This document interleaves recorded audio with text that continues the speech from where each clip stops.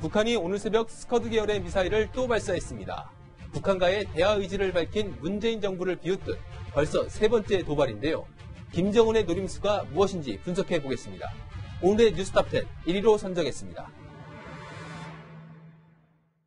북한이 오늘 오전 5시 39분경 강원도 원산 일대에서 스커드 계열로 추정되는 불상 탄도미사일을 동해상으로 발사했습니다. 발수는 현재까지 최소 한 발로 평가하고 있으나 구체적인 발수는 분석 중입니다.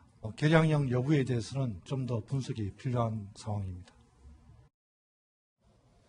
네, 전해드린 것처럼 북한이 오늘 오전 또 동해상으로 미사일을 쏘아 올렸습니다. 이번엔 어떤 미사일인지 먼저 미사일 발사 때의 위치 좀 확인해 보겠습니다. 자, 북한의 원산에서 동해바다 쪽으로 발사를 했습니다. 약 450km를 날아갔고 한 오전 5시 39분에 발사를 했습니다. 6분 정도 비행을 했다고 하는데요. 자, 이 미사일 어떤 미사일인지 좀 알아보겠습니다. 김규호 교수님, 자, 이거 지금 어떤 미사일입니까? 원래 중거리 또 중장거리 미사일을 최근에 계속 실험을 했었는데 이번은 거리가 굉장히 짧아요. 그러니까 북한이 그 미사일을 지금 일주일 간격으로 연시를 쏘아대지 않습니까? 네.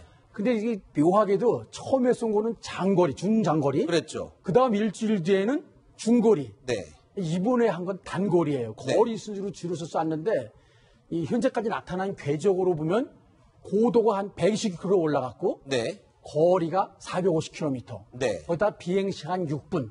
이런 궤적으로만 볼 때는 스커드 계열임이 틀림이 없습니다. 단거리 미사일이. 네. 근데 원산에서 쏠 때 보면은 그 갈마 비행장 말고 옆에 그 강달이라고 갱도 활주로가 있습니다. 네. 거기에 숨겨놨다가 위성을 피했다가 특히 새벽에 쏘거든요. 네. 그러니까 새로운 미사일을 아마 시험하려는 그런 의도임이 틀림이 없습니다. 사실 뭐 스커드 미사일 하면은 북한에서 이미 개발했고 뭐 실전 배치해 놓은 그런 미사일 아닙니까? 그런데 여기서 또 시험 발사를 했다. 특히 원산에서 바닷가에서 발사를 한다라고 하면 통상적으로 신형 실험일 가능성이 높다라고 알려져 있잖아요. 그러면 스커드의 신형이다.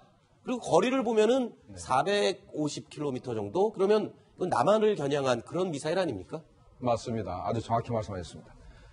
이 스커드 미사일은 1980년대 북한이 네. 이집트에서 도입을 해가지고 벌써 한 80년대 후반 되면 실전 배치가 됩니다. 그런데 네. 실전 배치된 지가 벌써 3, 40년 됐거든요. 네. 그러면 시험 발사 필요가 없죠. 그렇죠. 끝날 것 같으면. 그런데 왜 그럼 시험 발사했느냐? 그렇다면 이건 분명히 새로운 엔진을 달았든가 아하. 아니면 탄두가 지난번에 그 북극성 2형을 쐈을 때 네. 탄두에 엔진을 달아가지고 네. 자세를 제어를 했습니다. 그렇죠. 아마 이번 그 스커드는 과거와 달리 탄두에 엔진이 달려서 자세를 제어하고 목표를 정확히 찾아갈 수 있게 네. 신형으로 개발한 거 아닌가 이렇게 추정이 됩니다. 그러니까 스커드 미사일이 사실 정확도 면에서 굉장히 떨어진다라는 평가를 많이 받고 있었는데 그런 부분에 대해서 개선을 하는 그런 실험일 가능성이 있다. 이렇게 보시는군요. 그렇죠. 그러니까 전에 이런 말이 돌아왔어요. 스커드 미사일이 한 방 맞으면은 이 사거리 공산호초가 무려 4km. 오차 범위가요? 예, 오차 범위가 그렇게 커가지고 우스갯소리 하면 그거 한 발 맞으면 한 조상 수십 대 때부터 재수가 아주 없어야 맞는다 그랬거든요. 네. 근데 그거에 대한 정확도를 높이고 또 하나 문제가 우리가 자꾸 선제 타격을 한다 그러니까 네. 기습 사격을 하기 위해서 고체 연료로 바꾸는 겁니다. 아하. 이동식 발사대에다가. 네. 그럼 북한 말로 한 5분이면 사격한다 그러거든요. 네. 그럼 저희가 이제 포착해서 대응하기가 어려운 거죠.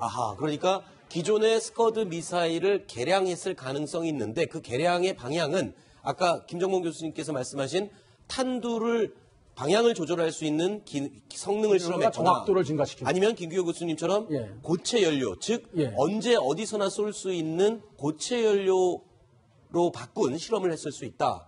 여러 가지 가능성은 있을 수 있겠군요. 예, 그렇게 해서 정확하게 맞출 것 같으면 그 우리 사드가 배치될 성주포대라든가 네. 아니면은 그 유사시 미군이 증원하는 부산항 뭐 이런 걸 또 비행기지 네. 이런 걸 양육공항이라 그러죠. 항만이라 그러고 네. 이런 데를 정확히 타격할 수 있는 거죠. 그러니까 북한이 이제 미사일에다가 자꾸 GPS 기능을 자꾸 탑재를 하거든요. 네. 과거에는 이제 미사일을 쏜 다음에는 어떻게 미사일 제어를 할수 탄두를 있는 제어할 방법이- 방법이 없었습니다만은 이제는 탄도에다가 이제 다시 엔진을 달고 네. 그다음에 GPS 장치를 달아서 네. GPS 시스템은 러시아 글로나스 시스템을 씁니다. 네. 그래서 GPS 유도를 해서 정확히 그 목표물을 맞출 수 있는 그런 기능을 계속해서 이제 추가해서 새로 시험한 거 아닌가 이렇게 생각이 한 됩니다. 가지 조심성 있는 관측은 네. 현재 지금 그 항모가 뭐 3척 정도가 이제 우리 한반도 근해에 올 거라는 그런 전망이 많지 않습니까? 네네. 대함 미사일로 개조하려는 네. 그런 대담한 시험일지도 몰라요. 대함 미사일로 예, 그러니까 항공모함을 격추시키는 네. 예, 그런 거를 또 실험하기 위해서 그러니까 한 발인데 한 발 이상일지 모른다 그러니까 어떤 건 그 한 발은 어떻게 실험하다 바로 터졌거나 네. 그럴 가능성도 있거든요. 자, 방금 말씀하신 것처럼 군에서는 지금 한 발로 추정되는데 한 발 이상이라고 이야기를 했지 않습니까? 그러면 예. 이 정확하게 우리 군도 정보자산을 동원해서 몇 발인지 정도는 알아야 방어를 할 수 있는 거 아닌가요? 이거는 일부러 발표를 안 하는 건가요? 아니면 파악을 못한 겁니까? 그러니까 만약에 성공한 것은 한 발이고 네. 실패한 게 또 있을지 모른다. 그래서 한 발 이상이라 그런 것 같습니다. 네. 우리가 이제 북한의 미사일 발사를 알 수 있는 거는 그린파일 레인더 가지고 일단은 그 고도 2, 3km 이상 올라가야만 이제 우리가 이제 알 수가 있는데 2, 3km 이전에 폭발해버리면 우리는 알 수가 없습니다. 그렇군요.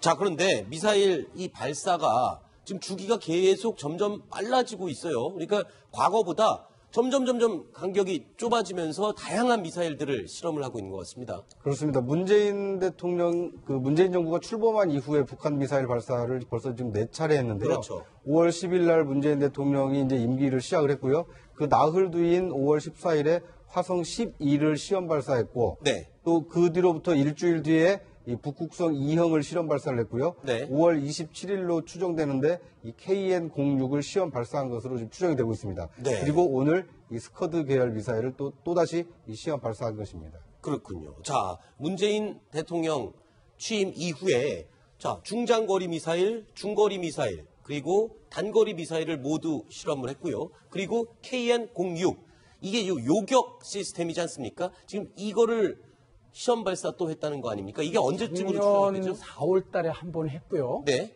북한의 그 28일 날 발표한 거에 따르면은 그 항공기 반항공 요격 무기체라는데 전투기뿐만 아니라 네. 우리나라나 미군의 미사일을 요격시키는 아하. 쉽게 표현하면 우리 한국판 패트리어트나 네. 미국판 사드 같은 요격 미사일을 갖췄다는 거죠. 예. 이게 북한 말로 하면 최대 사거리가 한 150km 정도 간다 그랬는데 네.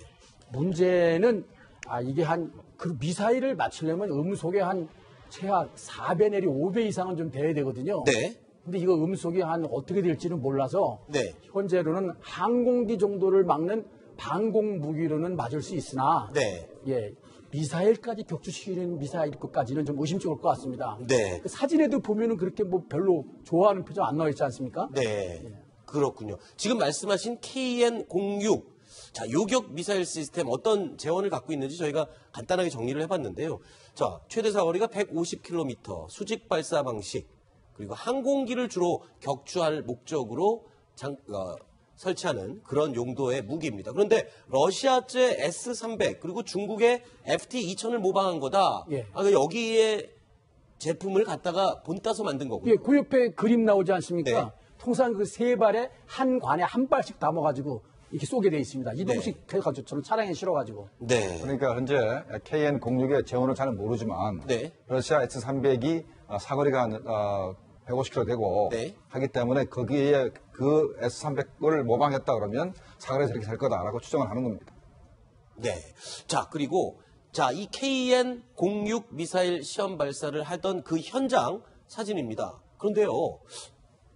김정은의 표정이 시무룩해 보입니다. 원래 이렇게 홍보용으로 사진을 내놓을 때는 활짝 웃고 있거나 아니면 뭐 과거에 어부바까지 해주는 정도의 격한 반응을 보이기 마련인데 왜 이렇게 시무룩한 표정을 지을까요? 좀 주변 사람들도 그렇게 표정이 밝아 보이진 않습니다. 아마도 저 사진 찍기 전에 네. 김정은이가 화를 한번 낸 것 같습니다. 아하. 화를 내니까 현재 다들 간부들이 현재 기가 죽어 있는 상태고 네. 김정은이는 현재 화를 내는 모습은 아니지만 일단은 화낸 직후기 때문에 얼굴도 뻘겋고 네. 현재 아래쪽을 내다보고 있는 그런 상황인 것 같습니다. 그렇군요. 이 주변 사람들 표정을 잠시 보면요.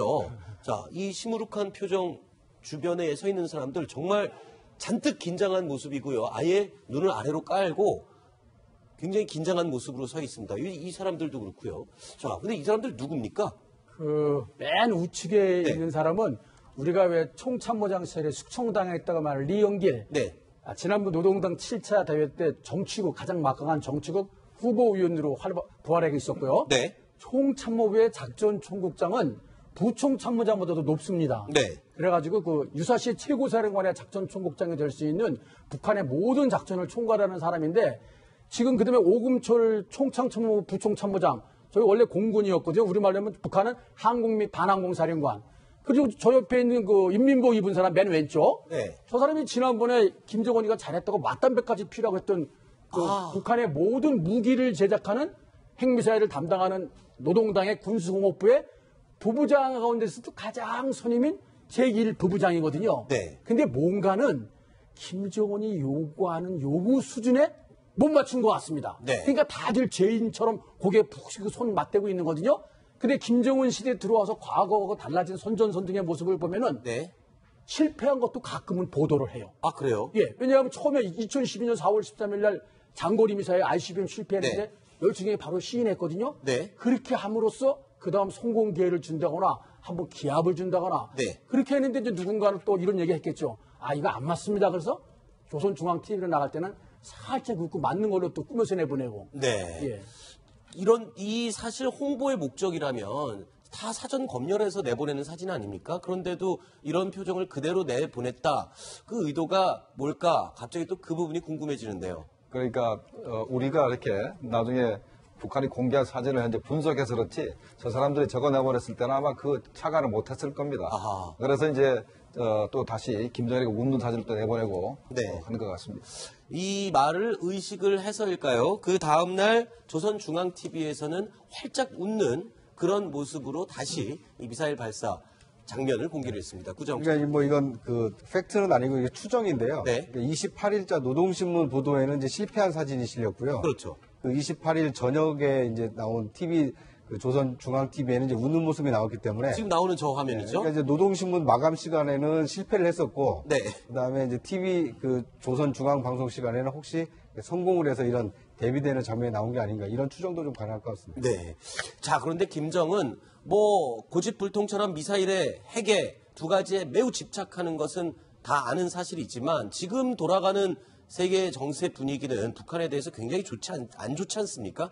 그런데 이렇게 미사일, 마이웨이를 고집하는 이유 뭘까요? 이제 앞으로 남은 어떤 북미 대화 이런 것들을 염두한 거겠죠? 네, 저도 그렇게 생각합니다. 네. 그러니까 대화를 앞두고 최대한 그 미사일 능력을 강화해서 그걸 지렛대로 해서 협상에서 유리한 고지를 점령하려고 네. 집중적으로 미사일을 쏘는 것 같은데 바로 집중적으로 쏜다는 것 자체가 대화가 임박한 거 아닌가 이런 네. 것을 우리가 추정해 볼 수도 있겠습니다.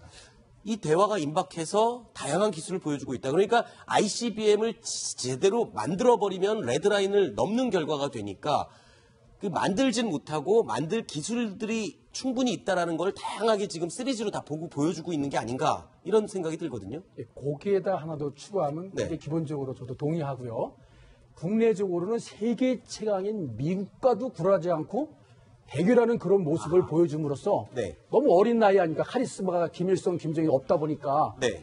공화국을 지키는 수신의 모습을 인민들에게 보여줌으로써 김과 왕조의 정권을 탄탄하게 유지할 수 있다는 네. 그런 자신감을 국내에 보여주는 점. 국내외 쪽 포석이 다 있다고 봅니다. 네.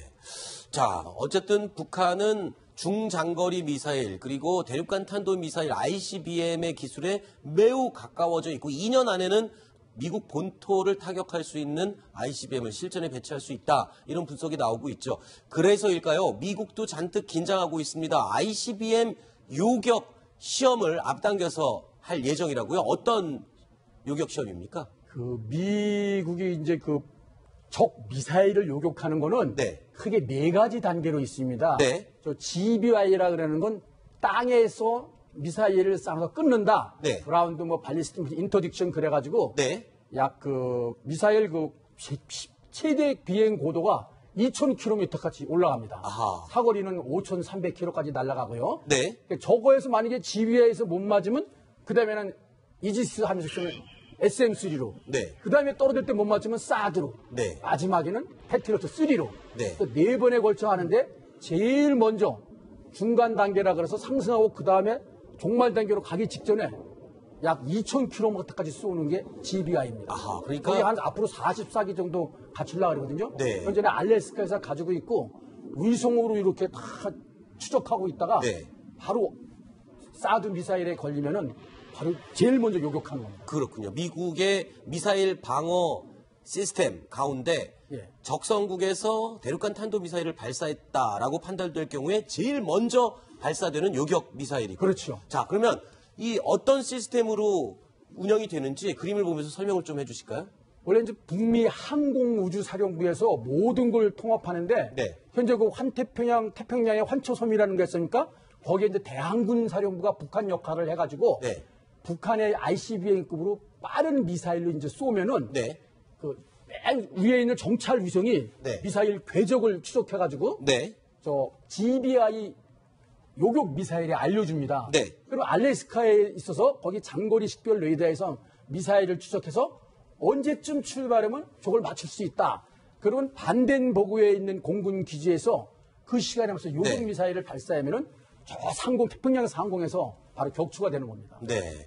그러니까 지금 화성 12형 미사일이 성공적으로 발사됨을 확인하면서 미국이 굉장히 신경을 많이 쓰는 것 같아요. 화성 12형 그러면 일단은 알래스카까지 공격이 가능한 미사일 아닙니까? 중장거리 미사일. 자, 그거를 다 의식을 하고 지금 미국이 행동을 하는 것 같아요. 맞습니다. 현재 화성 12형 가지고는 미국 본토를 때리기 좀 그렇죠. 알래스카는 때릴 수 있겠습니다만 네. 워싱턴이나 뭐 샌프란시스코, LA를 때릴 수가 없죠. 그런데 현재 지금까지 북한이 가지고 있는 축적된 기술을 가지고 현재 백두산 그 엔진을 2개 또는 3개를 그 1단 로켓을 만들게 되면 네. 얼마든지 워싱턴을 때릴 수가 있습니다. 네. 북한이 현재 그걸 만들어서 이제 발사를 할 수가 없죠. 만약 발사하게 되면 레드라인을 넘어서 미국으로부터 공격을 받으니까 할 수가 그렇죠. 없는데 일단 능력은 거의 다 갖춰가는 네. 수준이 있기 때문에 미국 입장에서는 굉장히 현재 위기감을 느끼는 겁니다. 그래서 네. 현재 한 발에 7,500만 불짜리 그 GBI 미사일을 쏴서 현재 미사일 실험을 좀 하고 있는 것입니다. 네. 자, 이런 가운데 이 미국의 핵 항공모함이죠. 니미츠호가 지금 한반도 방향으로 또는 서태평양 작전 지역으로 이동을 할 계획이다. 이렇게 되면 지금 현재 한반도 주변에 미군의 항모가 2척이 있는데 이 니미츠호까지 오면은 3척이 되는 건가요? 네, 그렇습니다. 일본 아사히 신문의 보도였는데요. 이 니미츠호는 원래 애초 그 작전 지역이 중동 지역이었기 때문에 네. 이 중동 지역에 파견할 계획이었지만 이 국제 정세의 변화에 대응하기 위해서 약 6개월 예정으로 서태평양에 전개하게 됐다라는 이렇게 보도를 내놨습니다. 네. 그러니까 자, 국제 정세의 변화라 그러면 북한을 이야기하는 거겠죠? 그렇습니다.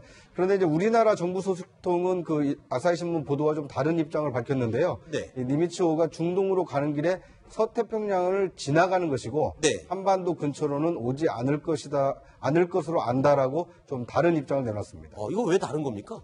네.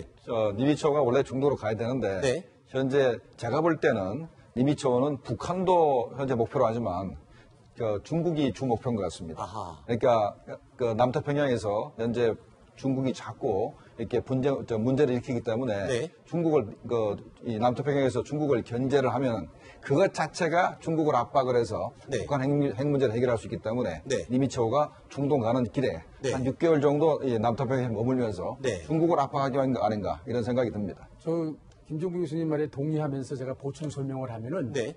미국이 항모 11척을 가지고 전 세계를 지배하고 있거든요. 네. 근데 항모를 운영할 때 3분의 1은 정비하고 대기하기 때문에 네. 통상 6척, 7척을 가지고 전 세계 바다를 지배하거든요. 그럼 지금 그럼 절반이 있는 거네요. 그렇죠. 이렇다는 건 이거 대단한 거예요. 왜냐하면은 네.